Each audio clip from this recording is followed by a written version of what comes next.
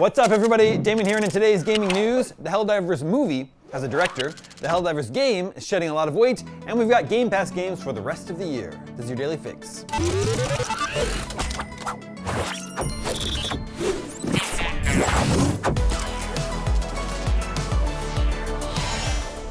Justin Lin is set to direct the upcoming film adaptation of the Helldivers franchise, according to The Hollywood Reporter. Lin is best known for his work on a number of Fast and Furious movies, and was the director of the series from the Fast and Furious Tokyo Drift in 2006 until Fast and Furious 6 in 2013. It won't mark the first time Lin has set his sights on outer space, as he also directed Star Trek Beyond in 2016, and later returned to the Fast and Furious series to direct 2021's F9, in which he sent Ludacris and Tyrese Gibson into literal orbit in a 1984 Pontiac Fiero. The Helldivers movie has been written by Gary Dauberman, the writer of several Annabelle films and The Nun, as well as the co-writer of 2017's It and the writer of its 2019 sequel, It Chapter 2. Sony Pictures and PlayStation Productions' Helldivers movie was announced early this year at Sony's CES 2025 press conference. The project comes in the wake of the immense success of Arrowhead's Helldivers 2, which became PlayStation's fastest-selling game of all time following its launch in February 2024, selling over 12 million copies in its first 12 weeks on sale. Helldivers is heavily inspired by Paul Verhoeven's vision for a 1997 sci-fi cult classic Starship Troopers, so it's funny that Sony Pictures is making the movie because it also owns the Starship Troopers movie franchise. Speaking of, Helldivers 2 developer Arrowhead has created a slim version of its explosive co-op third-person shooter that massively reduces its file size on PC. For some time now, PC gamers have complained about Helldivers 2's bloated installation size, and Arrowhead recently outlined plans to bring it closer to the size of the console version. In a post on Steam, Arrowhead said it had worked with Sony-owned PC port specialist Nixxes to reach its goal sooner than expected, reducing the PC installation size from 154 gigs to 23 gigs, for total savings of 133 gigs or 85%.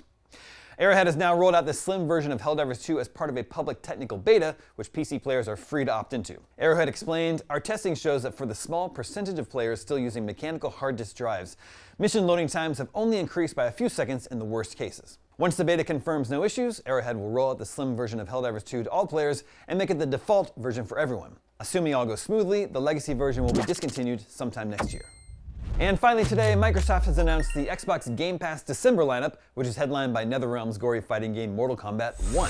Also coming to Game Pass in the coming weeks as Day 1 launches are first-person sci-fi horror Routine and Souls-like deck builder Death Howl. Available today, December 2nd, is Lost Records Bloom and Rage. Tomorrow, December 3rd, sees Monster Train 2 and Spray Paint Simulator both hit Game Pass Premium. Monster Train 2 is my game of the year, by the way.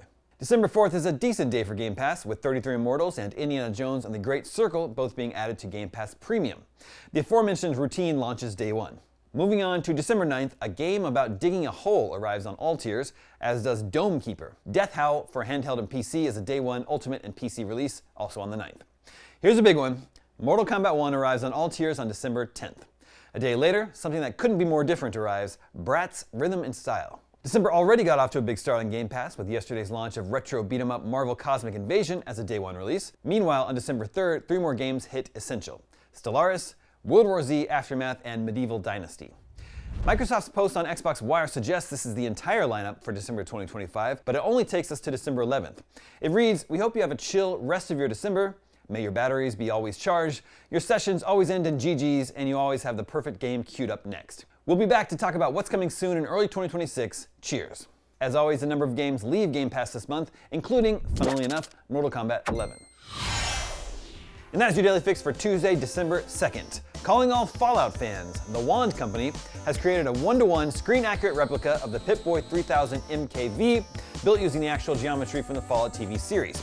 It's got a die-cast metal faceplate, hand-weathered finish, memory foam cuff, and a working TFT LCD screen that displays over 45 in-universe screens.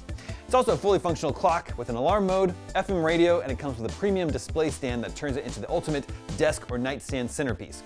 Whether you're cosplaying, collecting, or just living your best wasteland life, this is the perfect Pip-Boy. Grab yours now at store.ign.com before they're gone. I'm Damon Hatfield, and for all your video game news, stay tuned to IGN.